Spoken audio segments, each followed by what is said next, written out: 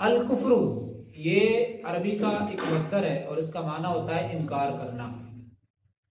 کسی بھی چیز کا انکار کرنے کو جو ہے نا کفر کہتے ہیں، لیکن اصطلاح شرع میں یعنی شریعت کی ٹرم میں کفر اس کو کہتے ہیں جو ضروریات دین میں سے کسی ایک کا بھی انکار کر بیٹھے. اب ضروریات دین کیا ہیں؟ ضروریات دین بہت ساری چیزیں ہیں، اس کے لیے انشاءاللہ الرحمن الگ سے ویڈیو بنائیں گے. مختصراً میں عرض کر دیتا ہوں کہ ضروریات دین کیا ہیں. جیسے اللہ رب العزت کی وحدانیت پر ایمان لانا، رسول اللہ صلی اللہ تعالی وسلم کو آخری نبی ماننا، قیامت کے دن پر ایمان لانا، اور اللہ کے فرشتوں پر ایمان لانا، اس کی کتابوں پر، اس کے رسولوں پر ایمان لانا، اور مرنے کے بعد زندہ ہونے پر ایمان لانا، اور تقدیر کے اچھے برے ہونے پر ایمان لانا. یہ میں نے کچھ ضروریات دین عرض کر دیے.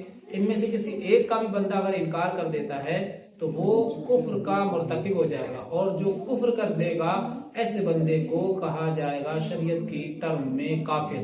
اب یہاں پر ایک مسئلہ اور عرض کر دوں. کچھ لوگ یہ سوچتے ہیں کہ بھئی ہم غیر مسلم ہیں تو ہمیں کافر کہہ رہے ہیں. عربی میں کافر کفر کا معنی ہوتا ہے انکار کرنے والا، اور اسی کا اسم فاعل جو ہے اس کا معنی کافر جو ہوتا ہے اسم فاعل اس کا معنی آتا ہے انکار کرنے والا. کفر کا معنی انکار کرنا اور اس کا اسم فاعل ہو گیا کافر، انکار کرنے والا، جس کو آپ انگلش میں یہ بھی کہہ سکتے ہیں کہ کافر کا معنی ہے نان بلیور، یعنی جو اسلام کو حق نہیں مانتا، جو اسلامی عقائد کو نہیں مانتا اور اسلامی عقائد پر اپنا جو ہے ایمان نہیں رکھتا، تو شریعت اس کو کہتی ہے کافر. اس لیے یہ مسئلہ بھی حل ہو گیا. اب کفر جو ہے نا وہ دو طریقے سے ہو سکتا ہے معاذ اللہ رب العالمین. ایک تو زبان سے کفر بندہ بک سکتا ہے جسے کہتے ہیں کفر بالقول، اور ایک اپنے کاموں سے ایکٹیویٹیز سے بندہ کفر کر سکتا ہے، اس کو معاذ اللہ رب العالمین اس کو کہتے ہیں کفر بالفعل.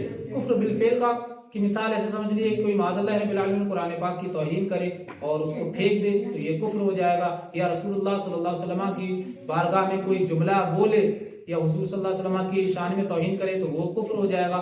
اب دونوں میں فرق یہ ہے کہ اگر قرآن پاک کو پھینک دیتا ہے تو یہ معاذ اللہ رب العالمین کفر بالفعل ہے، اور حضور جان عالم صلی اللہ علیہ وسلم کی شان میں گستاخی کرتا ہے یا ضروریات دین میں سے کسی ایک کا انکار کر دیتا ہے تو یہ کفر بالقول ہے. چاہے کفر بالفعل ہو یا کفر بالقول ہو، اگر کسی سے یہ صادر ہو جائے تو بندہ دائرہ اسلام سے خارج ہو جاتا ہے، وہ اسلام سے باہر ہو جاتا ہے. اگر ایسا بندہ شادی شدہ ہے تو پہلے کیا کرے گا؟